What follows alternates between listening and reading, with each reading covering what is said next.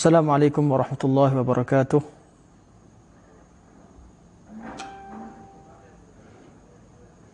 Bismillahirrahmanirrahim. Alhamdulillahi rabbil alamin. Nahmadullaha ta'ala wa nashkuruh. Wa nusalli wa nusallimu ala sayyidina Muhammadin alladhi ballagha risalah wa adda al-amanah wa nasaha al-ummah hatta atahu al-yaqina wa ala alihi wa sahbihi ajma'in. Subhanaka la ilma lana illa ma 'allamtana innaka antal alimul hakim. Rabbi shrah li sadri wa yassir li amri wahlul 'uqdatam min lisani yafqahu qawli, amma ba'd. Fa inna asdaqal hadithi kitabullah wa khairal hadi hadi Muhammadin sallallahu alaihi wasallam wa syarrul umuri muhdatsatuha wa kullu muhdatsatin bid'ah wa kullu bid'atin dhalalah wa kullu dhalalatin finnar, thumma amma ba'd. Tuan-tuan dan puan-puan rahimakumullah, pada malam ini kita menyambung sesi kuliah kita membaca kitab Makanatun Sunnah An-Nabawiyah karangan Dr. Umar bin Muslih Al-Husaini hafizahullah, yang menceritakan tentang kedudukan sunnah Nabi sallallahu alaihi wasallam, kemuliaan dan kepentingan menuntutnya, dan buku yang membincangkan tentang sejarah bagaimana ulama-ulama salaf dahulu mereka mengambil berat tentang pentingnya menuntut ilmu berkaitan menuntut sunnah Nabi sallallahu alaihi wasallam. Dan pada hari ini kita masuk pada tajuk yang baru, iaitu tajuk dalam Al-Mabhathus Tsani, dalam perbincangan yang kedua daripada kitab ini, bahagian kedua daripada kitab, iaitu Ar-Rihlatu fi Talabil Hadith. Ar-Rihlatu fi Talabil Hadith, iaitu mengadakan rihlah, mengadakan perjalanan untuk mencari hadis Rasulullah sallallahu alaihi wasallam. Ar-Rihlah, mengadakan perjalanan fi talabil hadis, untuk menuntut ilmu hadis Nabi sallallahu alaihi wasallam. Dan ini adalah satu tajuk yang sangat penting sebagai satu tajuk pemangkin kepada kita sebagai penuntut ilmu.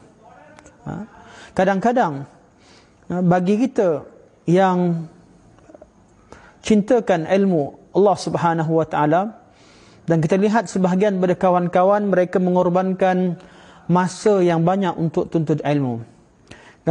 Kuliah di Baitul Salam sendiri, sebahagian daripada jamaah tetap Baitul Salam di Kuala Lumpur, jamaahnya datang daripada tempat yang jauh, datang daripada Kelang. Saya ingat berapa orang sahabat datang daripada Kelang, ada yang datang daripada sahabat daripada Semenyih sendiri, sahabat daripada Semenyih, sahabat-sahabat yang daripada Nilai. Dan ana ketika di IDT dahulu mengajar, ada sahabat yang datang dari Seremban, tiap-tiap hari berulang alik daripada Seremban pergi ke Wangsa Maju untuk menuntut ilmu. Dan ada di kalangan sahabat-sahabat yang merentas negeri untuk hadir dalam majlis ilmu, yang mana majlis-majlis tersebut kalau kita lihat disiarkan secara langsung, secara online. Tapi kita dapati bahawa ada di kalangan penuntut-penuntut ilmu yang pergi jauh, yang memandu jauh. Dan sahabat saya yang saya cerita daripada Seremban pergi ke Wangsa Maju, beliau tidak memandu, malah beliau mengambil kenderaan awam. Tiap-tiap hari beliau akan tidur di Wangsa Maju, besok pagi baru balik ke Seremban. Kemudian begitulah berulang mengikut jadual kuliah. Dalam seminggu adalah 3 atau 4 kali berulang alik pada Seremban. Dan ada yang daripada Gemencih, ada sebelumnya ada daripada Gemencih sampai ke mana? Sampai ke Kuala Lumpur, sampai ke sebahagian daripada Gemencih sampai ke Perak kadang-kadang. Dan bagaimanakah pandangan Islam terhadap orang-orang yang bergerak jauh, yang mengadakan rihlah demi menuntut ilmu Allah Subhanahu wa taala? Syekh Muhammad bin Mukhtar Asy-Syanqiti rahimahullah, beliau untuk waktu sekarang beliau mengajar kelas di Riyadh. Dahulunya beliau adalah pensyarah Universiti Madinah Munawwarah, dan sekarang setelah dilantik menjadi Hay'ah Kibar Ulama, waktu beliau kebanyakan di Riyadh. Ketika beliau mengajar di kota Riyadh, di ibu kota Arab Saudi, ada seorang lelaki yang bertanya kepada beliau. Seorang pelajar yang hadir bertanya. Soalannya beliau mengatakan, "Ya Syekh, sesungguhnya aku tinggal di Abha. Aku tinggal di Abha. Abha dengan Riyadh jaraknya lebih kurang 1,800 atau 1,500 kilometer. Aku tinggal di Abha dan aku tidak pernah miss kuliah yang kau ajarkan di sini. Kerana tiap-tiap kali ada kuliah, aku akan mengambil tiket kapal terbang. Aku akan beli tiket kapal terbang sampai ke Riyadh pada waktu pagi, hadir dalam majlis ilmu selepas asar sampai maghrib dan kadang-kadang maghrib sampai isyak, dan pada malamnya aku akan kembali semula ke Abha. Dan rutin ini berterusan selama beberapa tahun. Ini pelajar ni ceritakan tentang keadaan beliau hadir dalam majlis Syekh Muhammad Al-Mukhtar Asy-Syanqiti rahimahullah, seorang ulama besar Arab Saudi, salah seorang daripada anggota Hay'ah Kibar Ulama di negara Arab Saudi. Jadi soalan beliau, ada sebahagian daripada rakan-rakanku, sebahagian daripada kenalanku mengatakan bahawa apa yang kamu buat ini merupakan takalluf dan masyaqqah. Artinya kamu menyusahkan diri sendiri, kamu pergi daripada Abha sampai ke Riyadh untuk tuntut ilmu, itu perbuatan yang menyusahkan diri, sedangkan kamu boleh tonton kuliah tersebut secara langsung di live yang disediakan oleh pihak penganjur. Jadi soalan beliau, wahai Syekh Hafizahullah, adakah nasihat daripada kawan aku itu betul, ataupun aku mengorbankan masa dan wangku untuk hadir dalam majlis ilmu ini lebih benar dan lebih digalakkan? Soalan begini dilontarkan kepada Syekh Muhammad bin Mukhtar Asy-Syanqiti rahimahullah. Jawapan Syekh Mukhtar panjang, ada di klip YouTube, panjang, lebih kurang dalam 16 atau 17 minit. Cuma saya sampaikan beberapa isi penting yang terkandung dalam nasihat beliau seingat saya. Pertama, beliau mengatakan, katakan kepada orang yang nasihat kepada kamu. Hadis Nabi SAW kepada seorang wanita, Nabi kata, thawabuki ala qadri nasabiki. Pahala yang kamu akan dapat daripada amal ibadah kamu berdasarkan kepada sejauh mana penat lelah kamu. Ini jawapannya pertama. Walaupun kaedah umum kita katakan bahawa tidak semestinya yang lebih penat itu pahala lebih banyak. Itu pada kaedah apabila berkaitan dengan ada orang yang melakukan suatu perkara dengan cara yang salah kemudian dia penat, dan cara yang salah dan penat, dia sudah pasti tidak dapat pahala lebih daripada orang yang dapat melakukan suatu perkara dengan betul dengan cara yang mudah. Seperti hadis berkaitan dengan seorang lelaki, seperti dalam perbincangan ulama ketika membincangkan tentang hadis, Nabi sebut alaikum bis-sakinati wal waqar, hendaklah kalian berada dalam keadaan tenang, dan juga berada dalam keadaan steady ketika kamu hadir dalam majlis, ketika kamu hadir dalam solat berjemaah.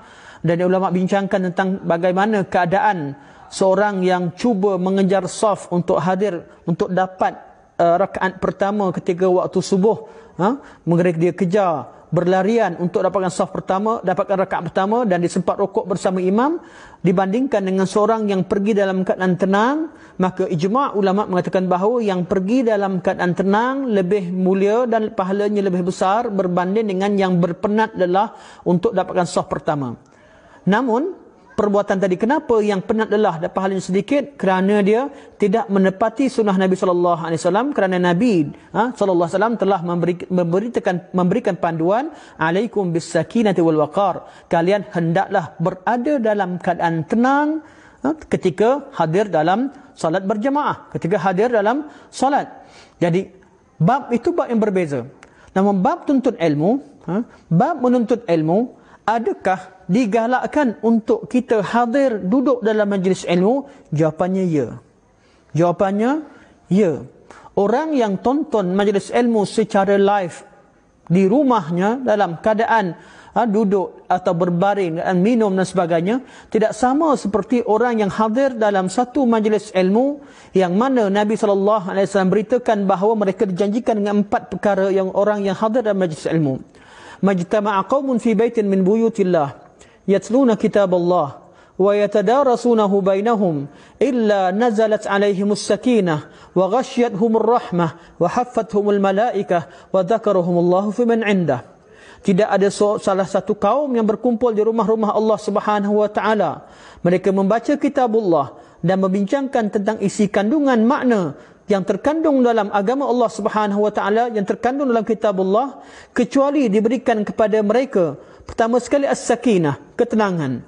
Yang kedua diberikan wa ghashiyatuhumur rahmah, mereka akan diselubungi dengan rahmat.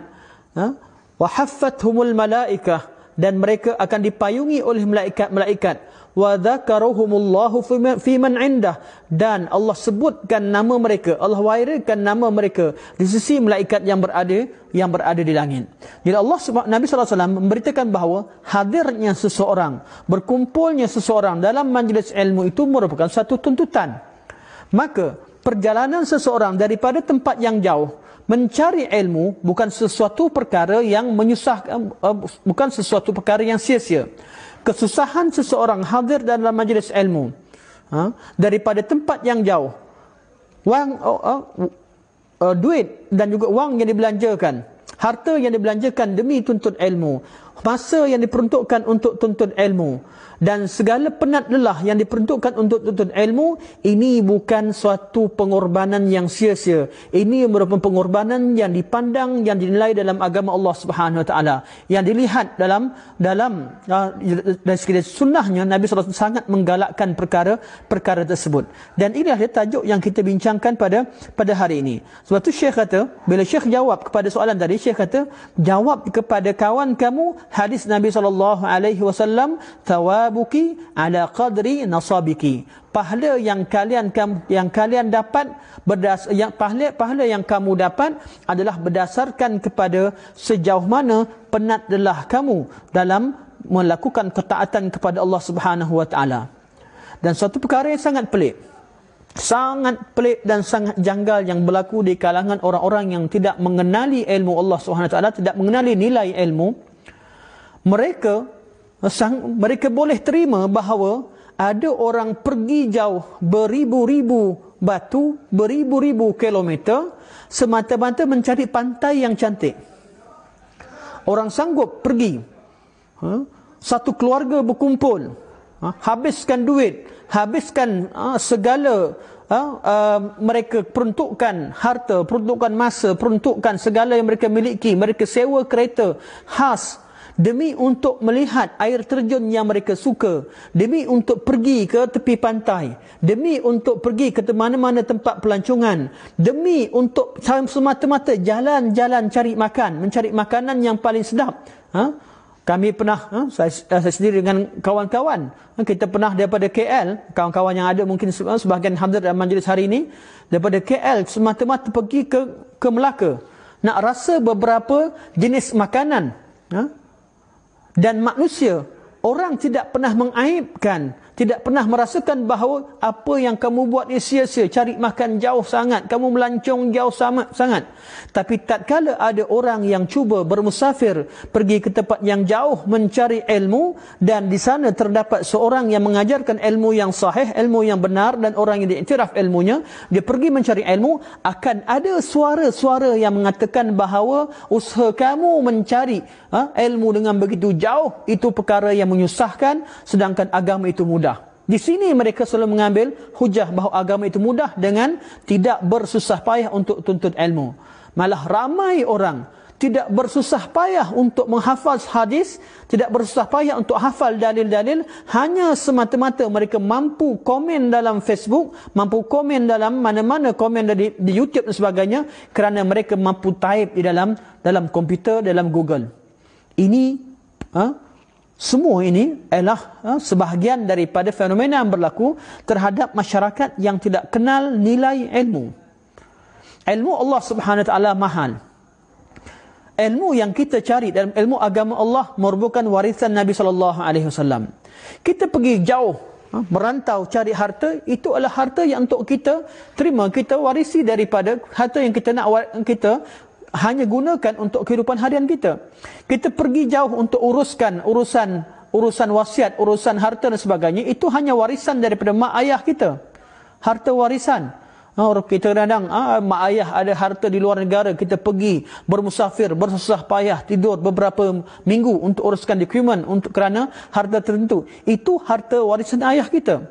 Harta warisan yang Nabi SAW tinggalkan pada kita adalah ilmu. Dan sudah pasti ianya lebih mahal dan nilainya hanya dikenali oleh ahli ilmu. Wa innal anbiya'a lam yurithu dinaran, dan sesungguhnya Nabi-Nabi tidak tinggalkan duit dinar pada kita. Wala dirhaman. Dan Nabi-Nabi dan Rasul-Rasul tidak tinggalkan satu dirham pun pada kita. Walakin warithul ilma. Akan tetapi mereka wariskan ilmu pada kita. Sebab tu bagi orang yang tidak bersusah payah mencari ilmu, dia merasa ilmu itu mudah, dia akan bermudah-mudah dengan ilmu. Dia tidak rasa bahawa suatu ilmu yang hak itu suatu yang bernilai. Sehingga dia merasakan bahawa semua orang boleh bercakap tentang ilmu, semua orang boleh berbicara, semua orang boleh beri pendapat.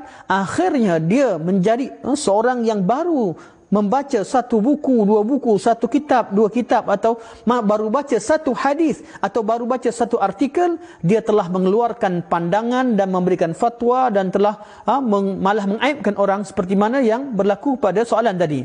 Seorang pelajar yang baru nak tuntut ilmu, tidak hadir dalam mana-mana majlis ilmu yang jauh, tidak bersusah payah, tidak banyak menghafal, mengaibkan kawan dia yang pergi jauh menuntut ilmu, yang menghafal Al-Quran, menghafal hadis Nabi SAW, hanya, dan dia memberikan nasihat dengan menggunakan hadis. Menggunakan hadis bahawa agama itu mudah. Ad-dinu yusrun. Agama itu mudah. Namun di situ dilihat bahawa kedangkalan dia dalam memahami hadis Nabi SAW. Jadi kalau kita tidak bersusah payah untuk cari ilmu, akan jadi apa? Kita tak kenal ilmu. Kita tak kenal ilmu, tak kenal nilai ilmu, dan kita akan terlepas daripada kebaikan-kebaikan hadir dalam majlis ilmu. Hadir dalam majlis ilmu. Keberkatan. Bagaimana kita boleh, bila kita hadir majlis ilmu, 4 keberkatan yang kita bacakan daripada hadis Nabi SAW tadi. Dan dalam perjalanan kita bersusah payah tadi, apabila kita bersusah payah untuk cari ilmu Allah, Allah akan mudahkan jalan kita ke syurga Allah Subhanahu wa taala. Man salaka tariqan yaltamisu fihi ilma, sahhalallahu lahu bihi tariqan ilal jannah.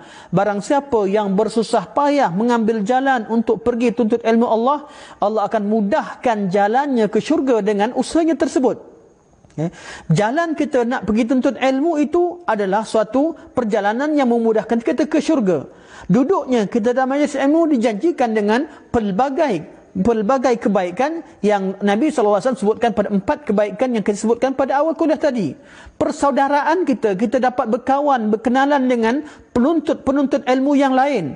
Yang mana persaudaraan kita, kalau kita berkawan dengan kawan-kawan di tempat gym, kawan-kawan di tempat jogging, kawan-kawan di tempat yang lain, yang kita asasnya adalah pertemuan kerana dunia, tidak sama seperti kawan-kawan yang kita jumpa dalam majlis ilmu. Walaupun kawan kita dalam majlis ilmu tersebut sama-sama, mereka juga pergi ke gym, mereka juga pergi jogging, mereka juga pergi makan di luar, namun jiwa ilmu itu tidak hilang, kerana punca kita bertemu adalah dalam majlis ilmu. Sebab itu hadir dalam majlis ilmu satu perkara yang bernilai. Kita dapat keberkatan dalam hidup, seperti kita dapat ketenangan, malaikat payungkan kita, dipenuhi dengan rahmat, mendapat kawan-kawan yang baik, dan di sana akan Allah berikan keberkatan dengan kita berkemungkinan menjadikan salah satu daripada peluang untuk kita mendapat kebaikan-kebaikan dunia. Kebaikan dunia. Berapa banyak kawan-kawan yang dapat projek kerana kenalan mereka dalam majlis ilmu. Dan tak sama dengan orang yang dapat bertemu langsung dengan guru, kerana selain daripada majlis secara online, kita akan ada pertemuan dengan guru yang mengajarkan ilmu tersebut dan kita mampu bertanya secara langsung, dan berkemungkinan beberapa masalah yang tak mampu ditanyakan secara terbuka kerana maslahah tertentu boleh ditanyakan secara langsung. Dan kebaikan-kebaikan yang kita akan dapat dalam majlis ilmu itu, dalam hadir majlis, sangat banyak berbanding hanya kita hadir dalam majlis secara langsung di online. Namun untuk keadaan sekarang, Keadaan sekarang kita tidak dapat mengadakan majlis ilmu di suatu tempat yang khas dan majlis ilmu diadakan di kediaman guru masing-masing, maka kita fattaqullah mastata'tum, taat kepada Allah sekadar yang kita mampu. Apa yang kita mampu lakukan. Walaupun kita tak mampu hadir majlis ilmu, seperti mana yang akan kita baca bagaimana keadaan sahabat dan tabi'in, sahabat tabi'in, tabi'in, macam mana mereka tuntut ilmu, tak mampu buat seperti mereka, kita buatlah apa yang kita mampu. Dan satu perkara lain, apabila tuan-tuan biasa sanggup berkorban untuk hadir dan untuk sanggup berkorban untuk ilmu, sanggup keluarkan duit untuk beli kitab, sanggup keluarkan duit untuk membiayai atau untuk nafkah dalam majlis ilmu, akan ada suatu perasaan, satu perkara. Pertama sekali, perasaan cintakan ilmu. Ini pasti wujud. Perasaan cinta dan menghargai ilmu, cinta dan menghargai ahli ilmu, akan lahir perasaan, akan bertambah perasaan cinta kepada sunnah Nabi SAW, cinta kepada Rasulullah SAW, dan akan datang cinta kepada Allah Subhanahu Wa Taala. Ini semua kita dapat daripada majlis ilmu dan hasil daripada kita bersusah payah untuk mencari ilmu. Dan demi Allah, tidak ada orang yang lebih mulia, tidak ada penuntut di dunia ini yang lebih mulia daripada orang yang menuntut mencari kalimah-kalimah Allah, memahami kalam-kalam Allah dan kalam-kalam Rasulullah sallallahu alaihi wasallam. Okey. Syekh membawakan tajuk ini dengan mukadimah yang ringkas, namun apa yang saya sebutkan pada mukadimah ini adalah, seingat saya, apa yang beliau sebutkan juga ketika mukadimah dalam kuliah ini ketika saya masih belajar bersama beliau hafizahullah, iaitu seorang murabbi, seorang guru yang sangat tawaduk daripada keturunan Nabi sallallahu alaihi wasallam. Tidak pernah declare beliau sebagai habib dan sebagainya, tapi beliau adalah daripada keturunan Husain, Sayyidina Husain, dan beliau orang yang sangat sentiasa tunduk dan bercakap dengan suara yang perlahan. Dan apabila beliau ajarkan tajuk ini, saya merasakan buku beliau adalah buku yang patut untuk saya bacakan semula demi menyebarkan ilmu yang diajarkan oleh beliau hafizahullah, iaitu Syekh Dr. Umar bin Muslih Al-Husaini. Dan kemungkinan ada satu lagi, insyaAllah saya akan bacakan buku sebagaimana guru yang lain, kerana kita tahu guru-guru ini adalah guru-guru yang mengajarkan kita secara ikhlas, dan berapa banyak nasihat-nasihat berharga yang beliau sampaikan dalam kelas yang merupakan suatu perkara luar daripada apa yang tersenara dalam silibus. Namun itu merupakan nasihat-nasihat berharga seorang guru kepada murid-murid. Okey, kita tengok kepada nota pada muka surat 151 dalam bab ini. Nota yang disediakan di komen pertama disediakan oleh pihak penganjur, iaitu komen ada di sana diletakkan nota, ataupun di page di Facebook saya, di Facebook saya sendiri, saya ada sharekan beberapa helaian kertas daripada buku ataupun kitab yang kita bacakan sekarang. Okey. Muqaddimah, tamhid. Tamhid artinya sebagai muqaddimah untuk tajuk ini. Dalam bab ini, dalam tamhid, dalam muqaddimah terhadap tajuk Rihlah Talabil Ilmi, perjalanan mencari ilmu hadis Nabi sallallahu alaihi wasallam, Syekh menyebutkan beberapa kitab-kitab yang membincangkan tentang tajuk ini. Sebab Syekh Hafizahullah meringkaskan isi kandungan yang sangat panjang yang disebutkan dalam kitab-kitab. Dan ini, kenapa kitab ini bernilai bagi siapa yang ingin kaji bab ini dengan lebih luas dan lebih mendalam, hendaklah tuan-tuan rujuk kepada kitab-kitab yang beliau sebutkan. Dalam bab ini beliau menyebutkan ada 8 kitab utama yang membincangkan tentang Rihlah Talabil Ilmi, tentang menuntut ilmu dan mengadakan perjalanan untuk mencari ilmu, untuk mencari hadis. Dan fokus di sini adalah tuntut ilmu hadis, kerana tajuknya ialah berkaitan dengan makanatus sunnah. Kitab pertama ialah kitab Al-Imam Bukhari rahimahullah. Dalam kitab Sahih Bukhari, Al-Imam Bukhari rahimahullah dalam Kitabul Ilmi, kita tahu bahawa Sahih Bukhari disusun ikut cara sunan. Dalam Jami' Sahih atau kitab Sahih Bukhari, dalam satu kitab, Kitabul Ilmi, beliau memuatkan 3 bab berkaitan dengan tajuk yang kita bincangkan. Ada 3 bab. Kerana Imam Bukhari Sahih Bukhari ada Kitabul Ilmi. Bawah Kitab Ilmi ada abwab, ada bab-bab tertentu. Terdapat 3 bab daripada bab Kitabul Ilmi membincangkan tentang urusan masalah berkaitan dengan perjalanan menuntut ilmu. Bab pertama beliau namakan sebagai bab ma dzukira min dhihabi Musa sallallahu alaihi wasallam fil bahri ila al-Khidri. Bab yang hadis-hadis atau asar-asar yang menyebutkan tentang perjalanan Nabi Musa alaihi salam menuju ke laut, menuju ke pantai untuk menuntut ilmu dengan Khidir.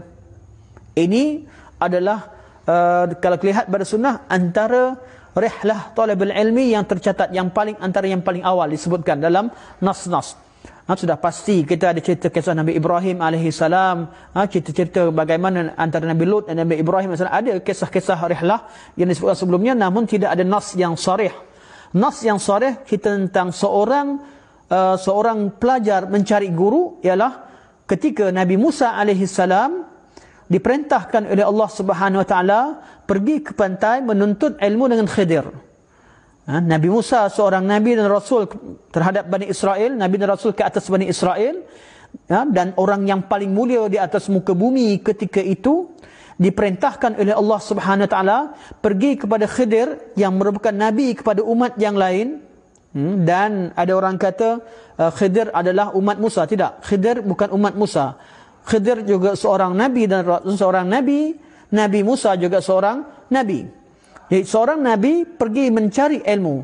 Dalam bab tertentu Allah Subhanahu wa taala memerintahkan Nabi Musa alaihissalam pergi kepada Khidir untuk tuntut ilmu yang mana Musa tidak diberikan padanya. Dan ini satu kaedah yang sangat penting. Tidak ada orang yang paling alim di atas muka bumi secara mutlak. Namun kalau dikatakan paling alim dalam bab hadis, ya, ada tokohnya. Hadis ada tokohnya. Dalam ilmu paling ada masalah fiqh, ya, ada tokohnya. Namun tidak ada orang yang alim dalam segala perkara. Termasuk Rasulullah sallallahu alaihi wasallam. Sebab tu dalam urusan dunia Nabi kata antum a'lamu bi umuri dunyakum. Kalian lebih tahu tentang urusan dunia kamu. Sebab tu kita dapati bahawa teknologi yang berada di Rom lebih maju daripada apa yang ada di tanah Mekah Al-Mukarramah.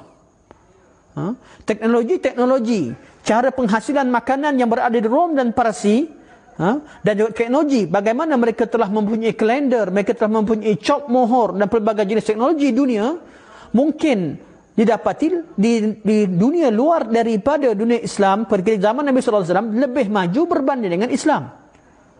Namun Nabi SAW, Nabi adalah uswah hasanah dalam bab mencari keredaan Allah, dalam bab urusan akhirat, dalam bab agama, dalam bab kehidupan, dan termasuk dengan apa yang Nabi lakukan harian itu adalah perkara yang terbaik.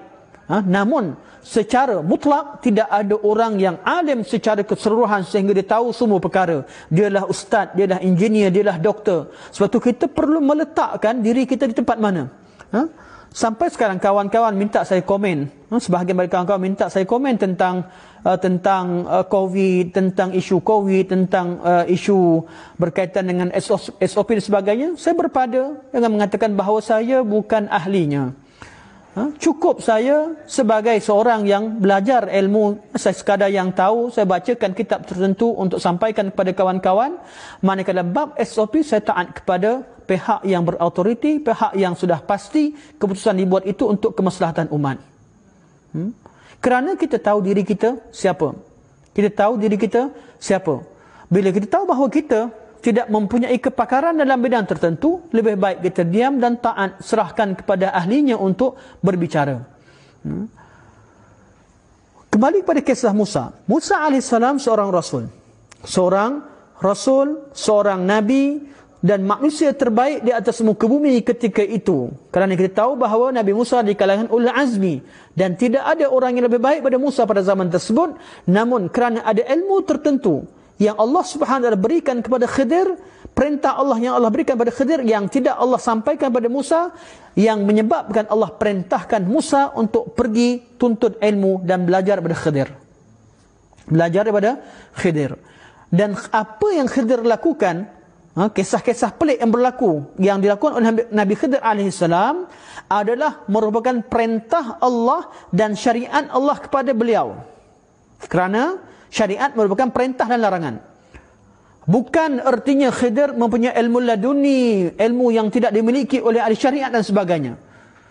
Apa yang Khidir lakukan adalah daripada perintah Allah Subhanahu wa taala, dan beliau adalah seorang nabi, dan berkemungkinan beliau seorang rasul di kalangan antara kaumnya. Dan kisah-kisah yang penting, kisah pertama tentang sejarah bagaimana Imam Bukhari rahimahullah ketika menceritakan tentang Kitabul Ilmi berkaitan dengan rihlah ilmu, beliau bawakan ayat-ayat Quran dan hadis-hadis Nabi SAW dan juga athar sahabat berkaitan tentang kisah bagaimana Musa AS pergi ke pantai, di tepi pantai, daripada padang pasir sampai ke pantai untuk mencari Khidir, dan tujuannya adalah untuk melazimi guru dan menuntut ilmu. Ini rihlah ilmu yang pertama yang disebutkan oleh Imam Bukhari rahimahullah. Dan babnya beliau meletakkan bab khusus, bab ma dzukira min dhihabi Musa sallallahu alaihi wasallam, kerana beliau sebutnya sallallahu alaihi wasallam fil bahri ila al-khidri. Kemudian bab kedua dalam Sahih Bukhari, babul khuruji fi talabil ilmi. Bab keluarnya seseorang untuk menuntut ilmu, termasuk hadis man salaka tariqan yaltamisu fihi ilma yang kita bacakan pada awal kuliah tadi. Jadi bab kedua, bab keluarnya hadis-hadis yang Nabi SAW ceritakan tentang kelebihan dan keutamaan orang-orang yang keluar daripada rumah untuk menuntut ilmu. Sudah pasti kita yang di online ni tak dapat pahala keluar, tapi dapat pahala tuntut ilmu. Bagi orang yang keluar, hadir dan usahanya lebih, pahalanya sudah pasti lebih. Ketiga, bab yang disebutkan berkaitan dengan rihlah ialah babur rihlati fil mas'alatin nazilati wa ta'limi ahli. Kata Imam Bukhari, beliau letakkan satu bab, iaitu kumpulkan hadis-hadis berkaitan dengan babur rihlati fil mas'alatin nazilah. Bab rihlah, pergi mengadakan perjalanan fil mas'alatin nazilah, untuk mengetahui suatu peristiwa yang baru berlaku. Contoh, sekarang berlaku isu COVID. Dan kita tahu bahawa kawan kita merupakan seorang pakar, berada di suatu tempat dan kita tak dapat hubungi dia. Jadi kita pergi mencari kawan kita untuk tuntut ilmu. Itu maksud masalah nazilah, masalah yang baru berlaku. Jadi bagi kita penuntut ilmu, kita pergi mencari orang bila berlaku suatu perkara nazilah, satu urusan-urusan yang masalah-masalah baru yang berlaku yang tidak terdapat dalam kitab-kitab, termasuk isu penjarakan saf. Tidak dibincangkan secara detail dalam mana-mana kitab sebelumnya, kerana masalah ini masalah nazilah, masalah baru wujud. Maka sunnahnya ialah hendaklah penuntut ilmu yang biasa pergi mencari ilmu daripada orang-orang yang dirasakan atau diketahui bahawa mereka lebih alim.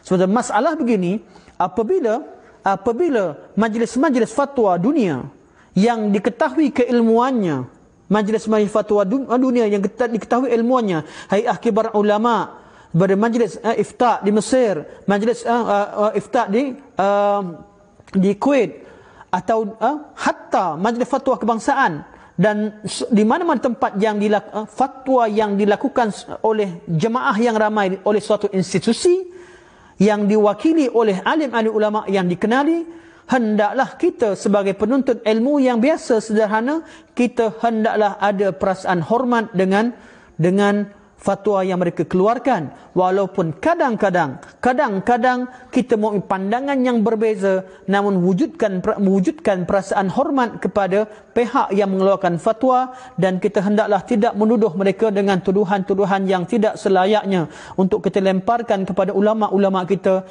yang telah banyak berkorban, berjasa menyampaikan ilmu. Dan kita hendaklah kita tahu bahawa dalam bab bila berlaku masalah-masalah nazilah, hendaklah kita tidak mengeluarkan fatwa dengan sendirinya. Hendaklah kita mengadakan rihlah, kita mencari ilmu, kita berhubung dan tanya kepada orang-orang yang lebih mahir dalam perkara tersebut.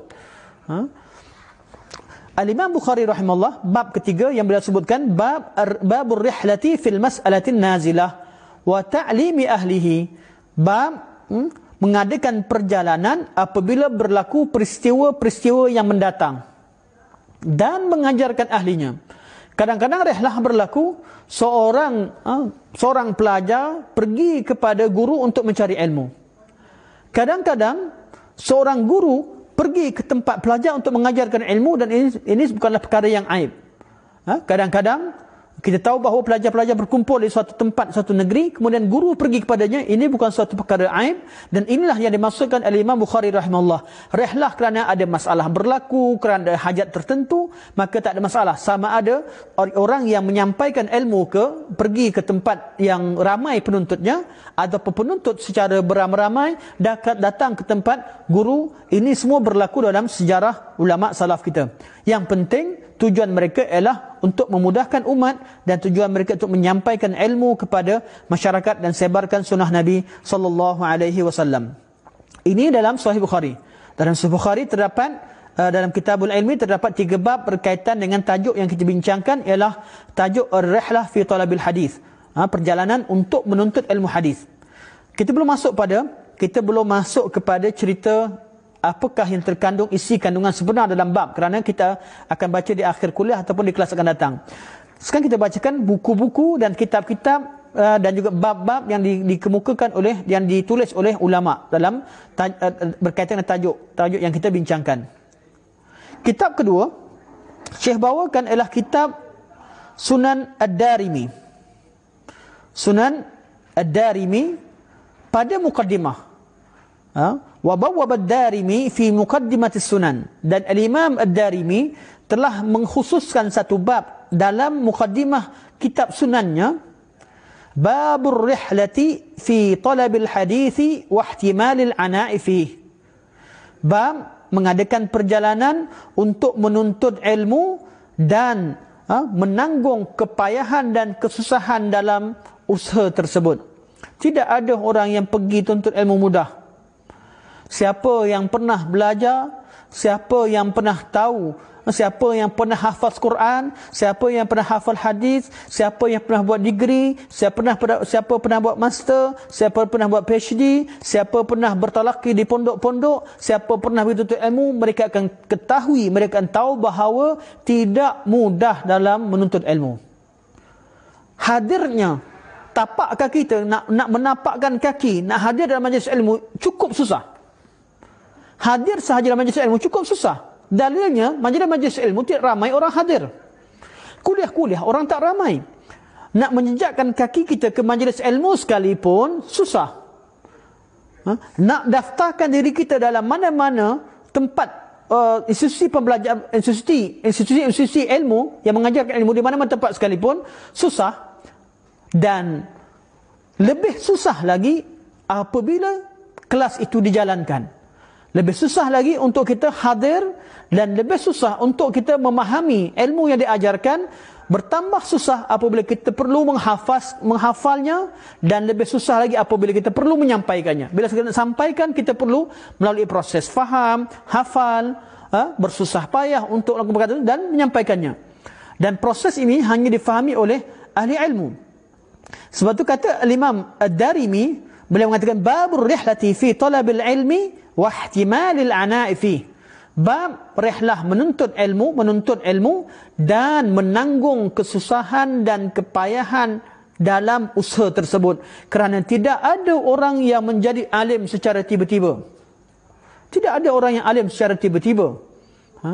Tidak ada orang yang boleh hanya hadir dengan sebentar boleh hafal Al-Quran. Tidak ada orang yang mampu menghafal hadis-hadis Nabi.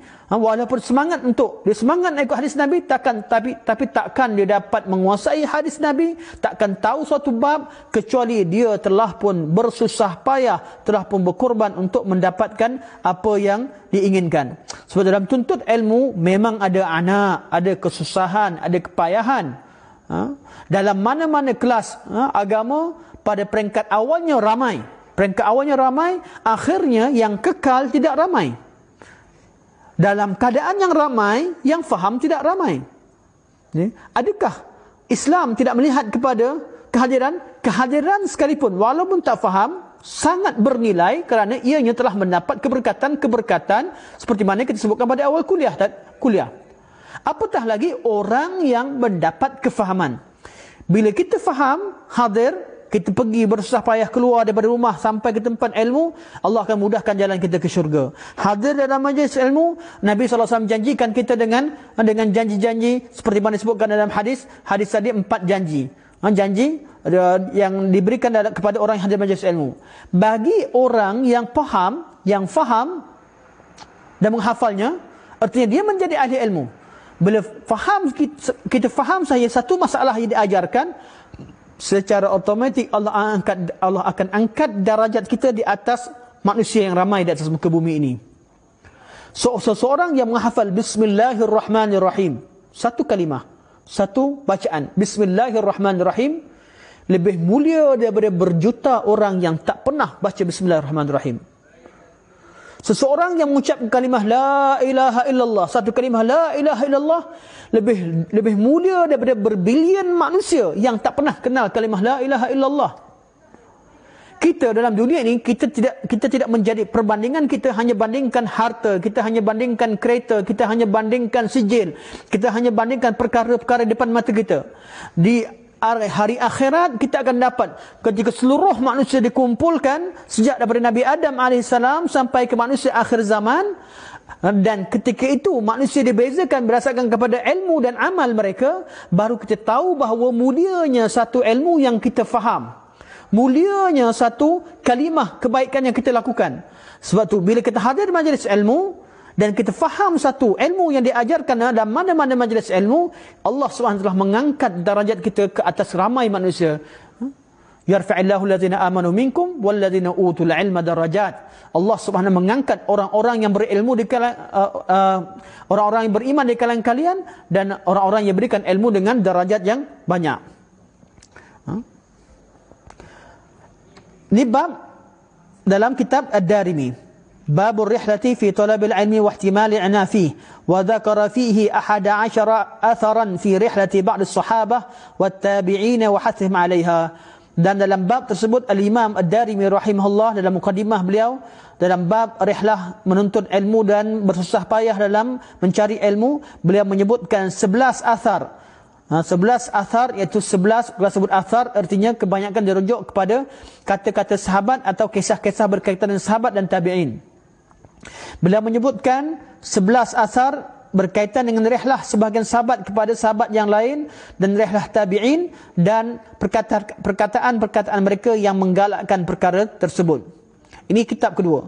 Kitab ketiga yang saya sebut adalah wa dzakara ar-Ramhurmuzi fil muhaddits al-fasil.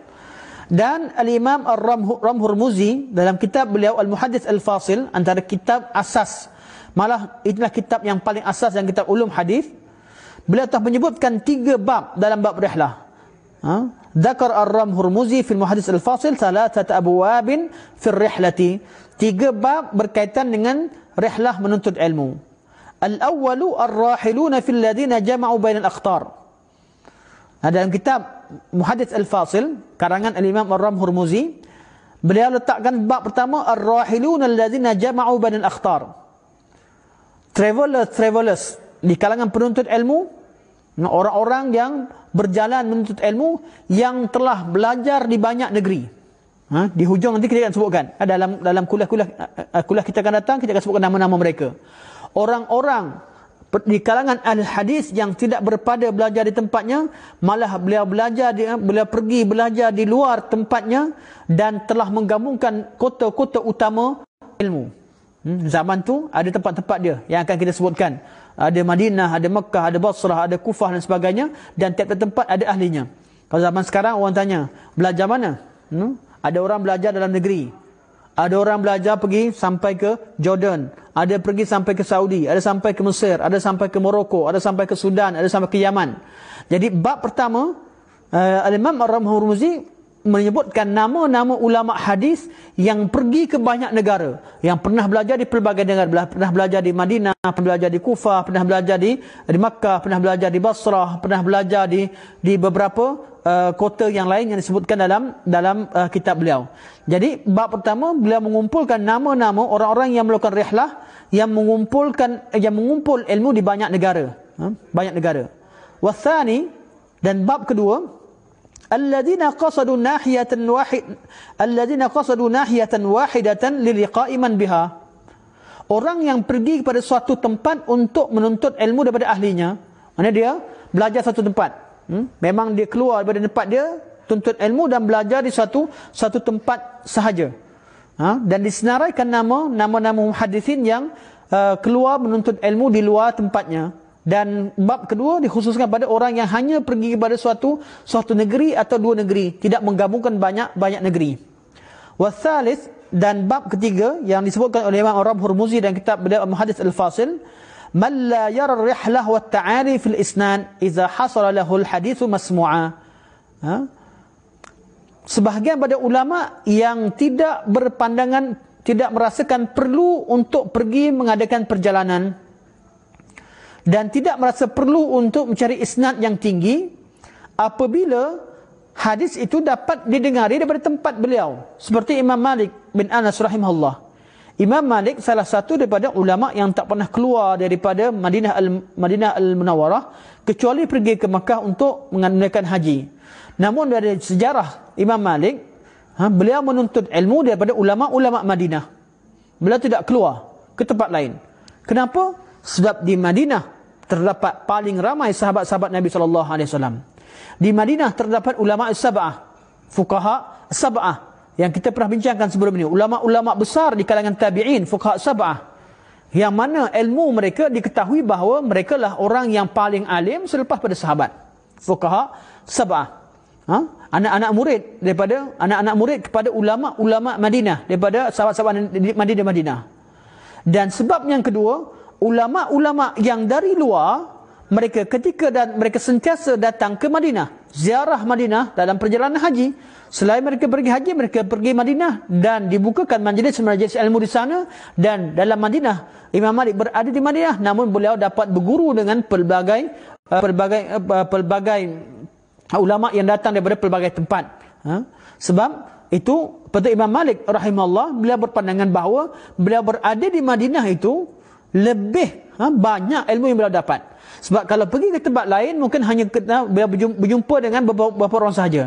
Tapi beliau tinggal di Madinah, ulama ramai yang datang ke Madinah, beliau sempat tuntut ilmu dengan ulama tersebut. Dan di Madinah sendiri terdapat ilmu sahabat-sahabat yang ramai, terdapat tabi'in yang ramai pada zaman beliau, menyebabkan beliau, Imam Malik rahimahullah, berpandangan bahawa tidak perlu beliau pergi mencari isnad yang ulu, kerana isnad yang tinggi itu dah wujud di Madinah Al-Munawwarah. Dan ini yang disebutkan oleh Al-Imam Ar-Rabb Hurmuzi dalam kitab beliau Al-Muhaddits Al-Fasil. Kitab yang keempat yang membincangkan tentang bab rihlah ialah kitab Al-Imam Al-Hakim. Dalam kitab beliau Ma'rifatu Ulumul Hadis. Salah satu kitab Ulumul Hadis. Ma'rifatu Ulumul Hadis fil babil awal minhu, dalam bab pertama beliau menyebutkan satu tajuk, wa huwa ma'rifatu 'alil asanid. Bab mengenali isnad yang tinggi. Kita akan baca nanti antara sebab kenapa ulama pergi rihlah tuntut ilmu, kerana mereka mencari isnad yang tinggi, mencari sanad yang tinggi. Contoh sebahagian daripada ulama berada di Syam sebagai contoh, mendengar ilmu daripada salah seorang daripada ulama yang pergi belajar di Madinah daripada sahabat. Seorang ulama di kalangan tabi'in tinggal di Syam, mendengar berita bahawa ada mendengar satu hadis daripada ulama yang pergi belajar dengan ahli Madinah daripada sahabat secara langsung. Jadi walaupun ulama yang di Syam tadi, tabi'in tadi, dengar dan tahu tentang hadis tersebut, namun beliau tidak berpada dengan bahawa beliau hanya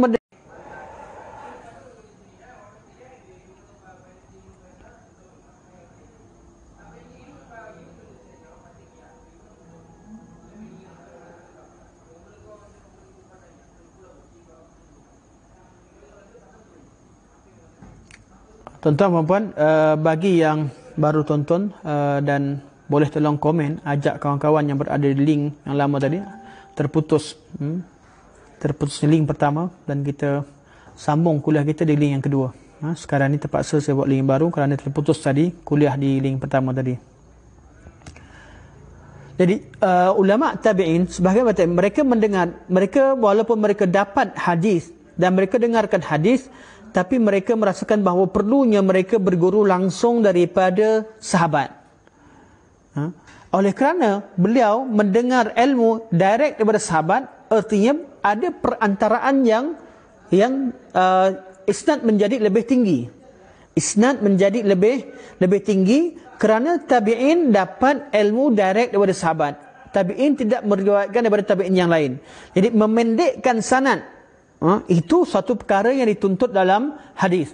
Jadi dalam hadis yang makin sedikit perantaraan antara seorang perawi dengan Nabi SAW, makin sedikit perantaraan antara beliau dengan Nabi, dinamakan isnad ali, isnad yang tinggi. Dan isnad ali adalah antara sebab utama ulama-ulama hadis pada zaman tabi'in mereka bermusafir, kerana mereka inginkan kepastian. Bila satu orang sampaikan satu ilmu, kemudian ulama tersebut pergi jumpa dengan ulama hadis yang masih hidup di tempat yang lain, menyebabkan ilmu itu lebih jelas, lebih pasti bahawa ianya benar-benar diungkapkan oleh ulama yang disebutkan tadi, kerana beliau masih hidup dan boleh dapat kepastian. Dan sebab yang lain akan memendekkan sanad, sanad yang pendek namanya isnad ali. Al-Imam Al-Hakim rahimahullah dalam kitab beliau Ma'rifat Ulumul Hadis, beliau meletakkan bab yang pertama ialah bab Ma'rifatu Alil Asanid. Ma'rifatu Alil Asanid, mengenali isnad yang tinggi. Okay. Wa kharraja bi isnadihi rihlata ba'd as-sahabati wat tabi'in wa aqwalihim fi ar-rihlati. Dan dalam bab ini Al-Imam Hakim membawakan secara sanad, membawakan cerita-cerita secara sanad berkaitan dengan sahabat dan tabi'in mereka, kata-kata sahabat dan tabi'in, dan kisah bagaimana mereka bermusafir menuntut ilmu antara satu sama lain. وتبع هذين الإمامين من كتب في مصطلح الحديث بعدهم. Dan ulama-ulama hadis yang datang selepas daripada dua orang imam ini. Jadi imam pertama ialah Imam Ar-Ramhurmuzi, imam yang kedua adalah Imam Al-Hakim. Kerana dalam kitab Mustalah Hadis, manakala kitab sebelumnya, kitab Al-Imam Bukhari dan kitab Imam Darimi, itu kitab Sunan. Kitab Sunan ialah kitab jenis Sunan yang kita dah fahamkan sebelum ni, makna Sunan. Manakala kitab Mustalah Hadis yang paling awal sekali tulis tentang rihlah ialah Imam Ramhurmuzi dalam kitab Al-Muhaddits Al-Fasil. Kemudian Al-Imam Hakim menulis kitab Ma'rifatul Ulumul Hadis dengan bab berkaitan dengan ahli isnad. Imam Ramhurmuzi ceritakan tentang perawi-perawi atau muhadis-muhadis yang pergi belajar ilmu daripada negara-negara tertentu. Selepas dua orang imam ini, ulama-ulama mustalah hadis telah mengikuti jejak langkah mereka dengan memasukkan bab rihlah ini dalam kitab-kitab mereka, seperti yang dilakukan oleh Al-Imam Ibn Salah. Al-Imam Ibn Salah dan beliau meletakkan tajuk Adabu Talibil Hadis wa fi Naw'il Isnadil Ali. Ulama-ulama seperti Al-Imam Ibn Salah dan juga Imam Ibn Kathir dan sebagainya yang datang selepas pada dua orang imam yang awal yang menulis kitab Mustalah Hadis. Sebab yang paling awal sekali tulis kitab Mustalah Hadis adalah Al-Imam Ar-Ramhurmuzi, kemudian Imam Hakim. Selepas pada beliau, ulama-ulama yang datang selepasnya ketika tulis ilmu Mustalah Hadis, mereka memasukkan satu bab yang penting, iaitu bab adab menuntut ilmu. Antara adabnya ialah selepas selesai tuntut ilmu daripada guru-guru di tempat kita, hendaklah kita tidak berpada dengan itu, kita pergi ke tempat lain untuk mencari ulama-ulama yang menguasai ilmu yang belum kita belajar. Pergi cari hadis yang belum kita belajar di tempat kita. Dan juga dalam Nau'il Isnadil Ali, dalam bab mencari isnad, antara adab penuntut ilmu hadis ialah mencari isnad yang ali. Dan isnad yang ali ini ialah satu bab yang sangat diambil penting oleh ulama-ulama, terutamanya pada zaman sebelum sebelum wujudnya Kutubus Sittah, sebelum terkumpulnya hadis dalam kutubus sittah atau dalam kutubus sunan, bagi pengumpul hadis di kalangan ulama seperti Imam Bukhari, Imam Muslim dan imam-imam yang lain, mereka sangat mementingkan perkara ini kerana mereka sebelum mereka memuatkan suatu hadis dalam kitab mereka akan mencari isnad yang terbaik, jalan yang terbaik, jalan yang paling sahih, jalan yang paling ringkas, sehingga sampai kepada Nabi sallallahu alaihi wasallam. Wa uniya man allafa fi adab at-talabi bi dhikri rihlah. فعقد ابن عبد البر في جامع بيان العلم باب ذكر الرحلة في طلب العلم ذكر فيه 16 أثرا. Dan ulama yang menulis tentang kitab khas yang dinamakan sebagai kitab adab talabil ilmi, dan ini kitab sangat penting dan mungkin kita perlu kaji dan ulang semula.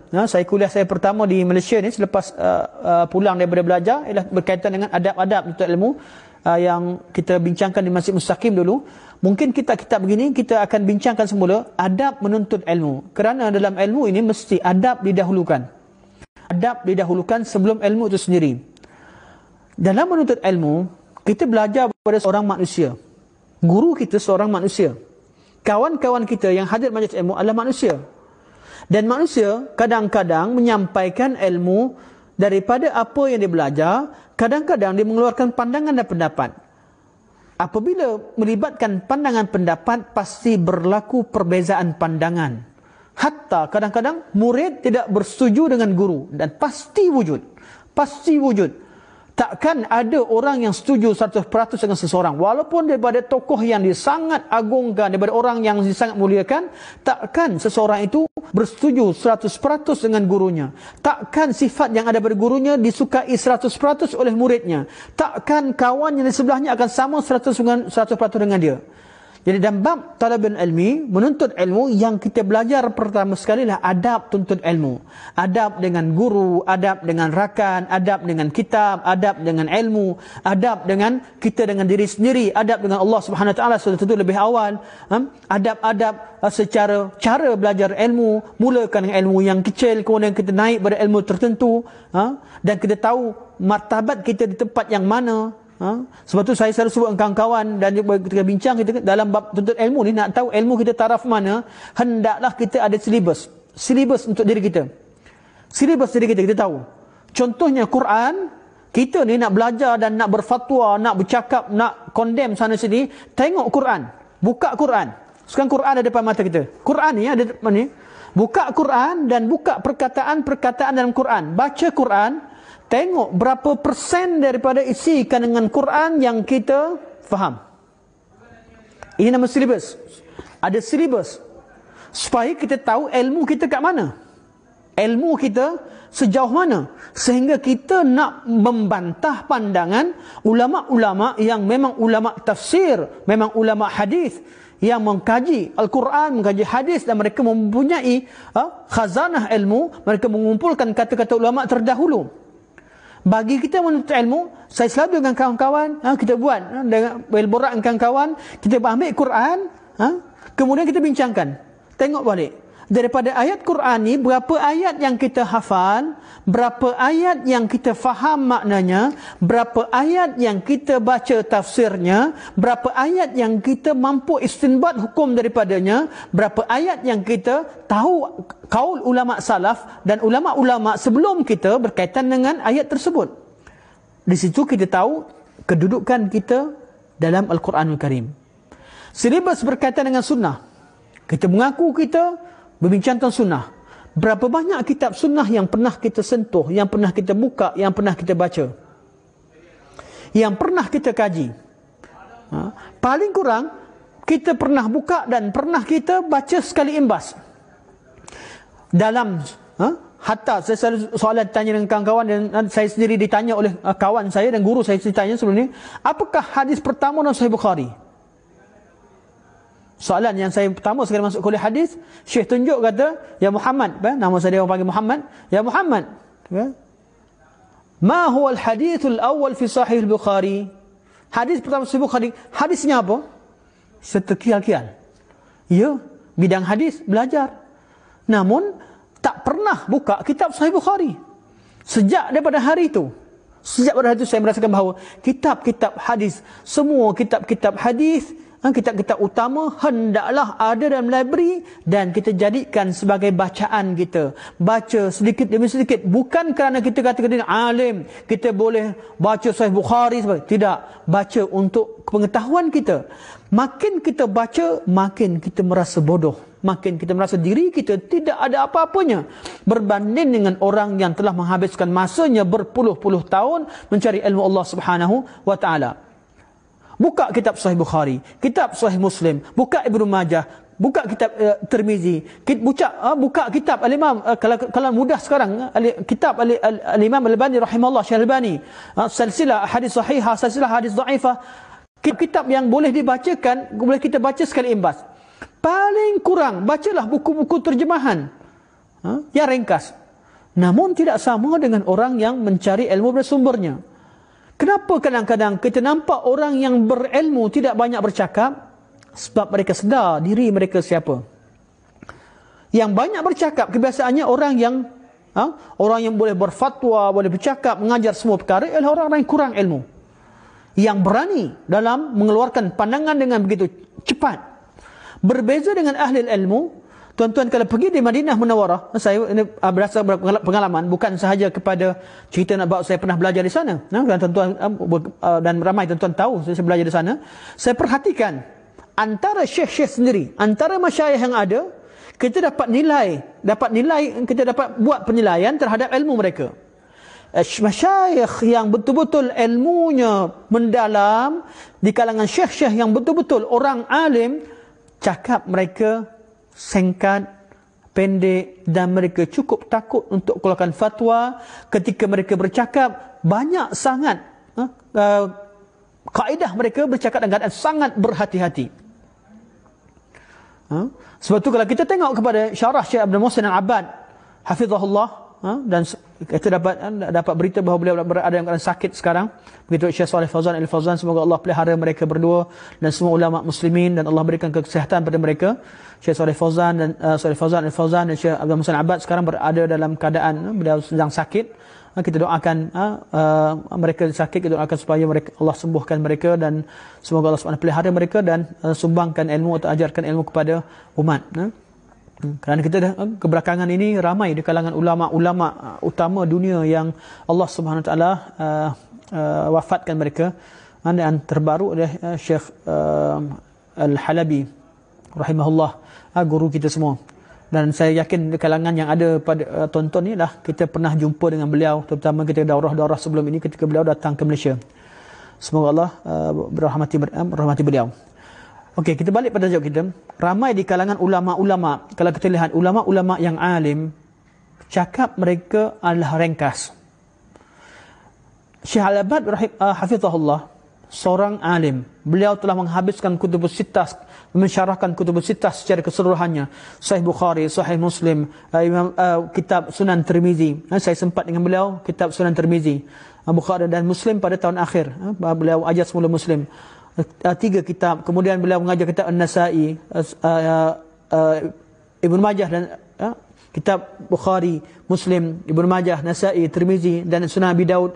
Beliau ajar habis ke 6 buah kitab dan beliau antara ulama yang kita tahu bahawa bagaimana pengetahuan beliau tentang ilmu rijal, pengetahuan mereka tentang martabat-martabat perawi-perawi, pengetahuan beliau berkaitan hukum fiqh. Tatkala ditanya tentang urusan berkaitan dengan haid, beliau kata, aku tak berapa pandai nak jawab dalam masalah ini.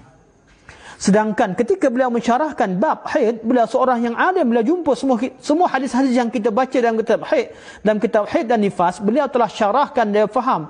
Namun tatkala ada soalan-soalan tertentu, ditanya fatwa berkaitan dengan bab yang beliau merasakan bahawa beliau bukan ahlinya, walaupun kita yang nampak, kita yang belajar, kita katakan bahawa beliau sangat alim, tapi beliau berhati-hati, beliau kata, aku tidak, bab ini bab yang aku bukanlah orang yang elok untuk kamu tanyakan perkara ini kerana aku tidak mahir dalam bab ini. Inilah dia guru-guru yang alim. Ini adalah adab tuntut ilmu, adab mengeluarkan fatwa, adab menyampaikan ilmu. Kalau kita tidak mengetahui suatu masalah dengan begitu mendalam, atau masih samar-samar, atau kita tidak mengetahui keadaan tertentu, Kadang-kadang orang mengadukan satu masalah pergaduhan antara beliau dengan kawan beliau dengan isteri beliau sebagainya. Kita jangan putuskan suatu keputusan kerana kita tidak tahu apa yang berlaku sebenarnya. Kita hanya dengar daripada sebelah pihak.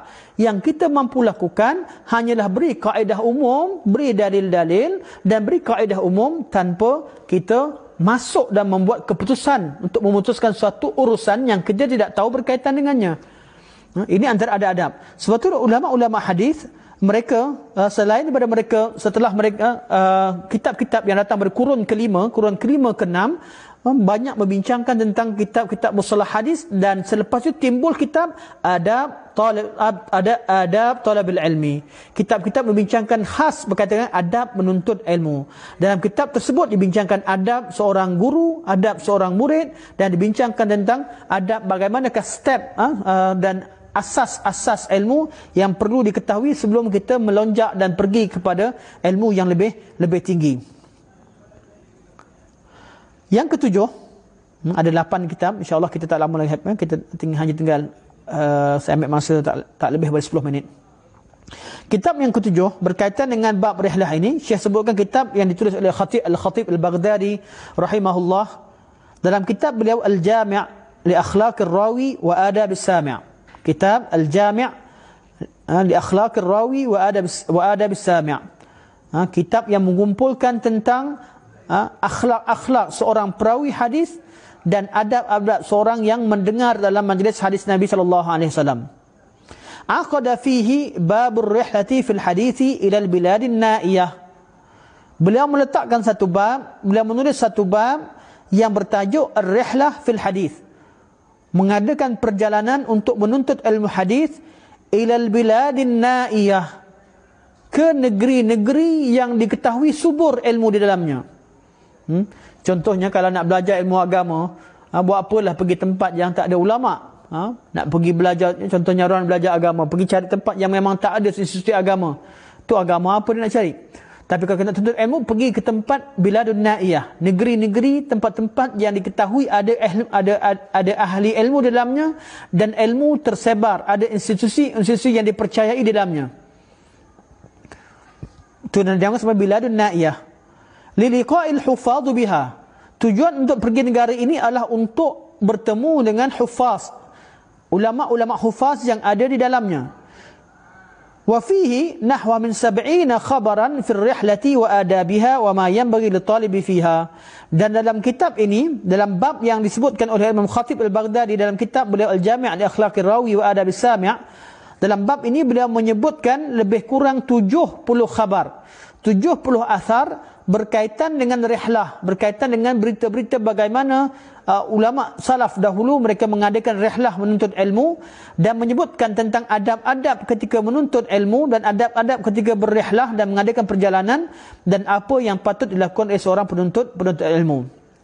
Al-Imam Khatib Baghdadi juga dalam kitab ke-8 yang sebutkan tentang talabul ilmi, Al-Imam Khatib Al-Baghdadi menulis satu kitab khas yang bertajuk Ar-Rihlatu fi Talabil Hadis.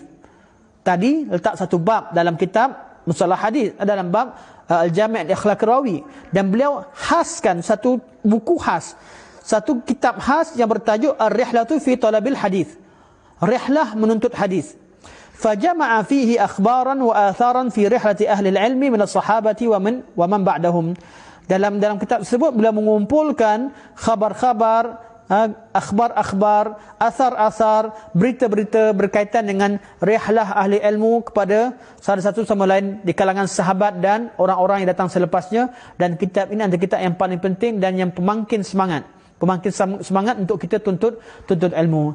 InsyaAllah minggu depan kita akan tengok ayat Al-Quran dan hadis berkaitan dengan galakan untuk menuntut ilmu, dan yang paling penting untuk sebagai contoh dan suri tauladan kita bacakan kisah-kisah bagaimana seorang sahabat berjalan selama sebulan semata-mata untuk dapatkan satu hadis Nabi SAW, bernilainya satu hadis, sehingga sang satu bulan mengadakan perjalanan bersusah payah pada zaman tersebut.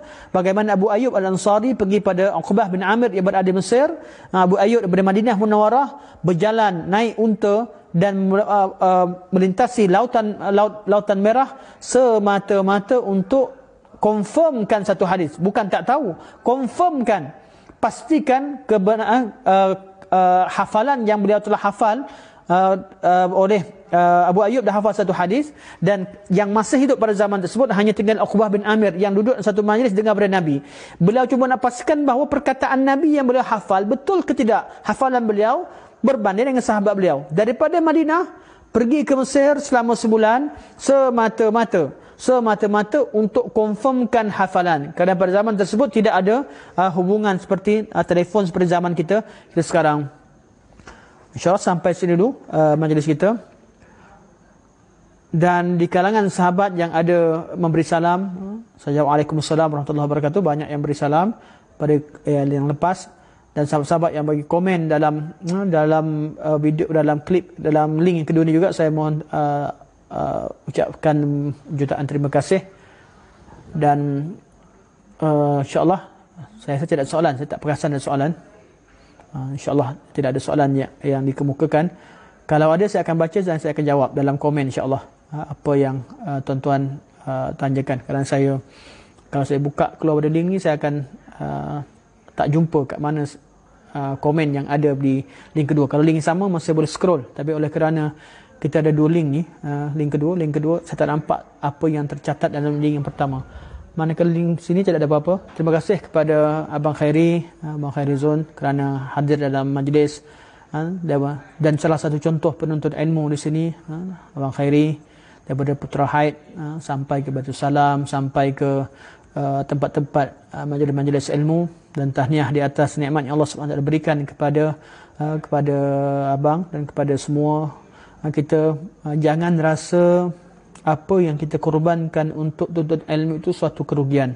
Semuanya Allah SWT kira, dan kita akan nampak sangat bernilai duit yang kita keluarkan untuk majlis ilmu, sangat bernilai masa yang kita peruntukkan majlis ilmu. Kita hanya nampak nanti ketika Allah Subhanahu Wa Taala membezakan martabat seseorang daripada seorang yang lain, kerana Allah dah bagi janji. Allah kata yarfa'illahu alladhina amanu minkum walladhina utul ilma darajat. Allah angkat orang-orang yang beriman di kalangan kalian dan orang-orang yang diberikan ilmu dengan darajat yang banyak. Jadi tuan-tuan, jangan rasa, jangan pernah terfikir bahawa aku dah banyak dah sumbangkan dalam ilmu, aku dah banyak dah beri, aku banyak berkhidmat, aku banyak menyampaikan, jangan pernah merasa bahawa kita dah buat banyak perkara dalam ilmu. Sentiasa merasakan bahawa bab ilmu kita buatlah berapa banyak sekalipun. Sebab itu kata ulama salaf, ilmu ni kita berikan sepenuh hidup kita kepada ilmu hanya akan berikan sedikit daripadanya.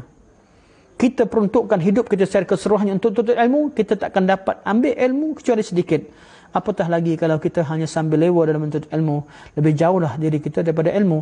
Maka hendaklah apabila ada jalan untuk tuntut ilmu, kita berusaha kejar ke arahnya. Kerana usaha kita mengejar ilmu tadi merupakan usaha kita memburu syurga Allah Subhanahu Wa Taala. Sekadar ini semoga Allah jadikan pertemuan kita bermanfaat, yang baik daripada Allah Subhanahu Wa Taala, yang lemah kurang dosa sendiri. Wa jazakum khairan, hayakumullah, kepada yang ucapkan, yang mendoakan kebaikan. Semoga Allah Subhanahu Wa Taala masukkan kita semua dalam syurga Allah Subhanahu Wa Taala, dan Allah temukan kita dalam keadaan lebih baik daripada keadaan di dunia.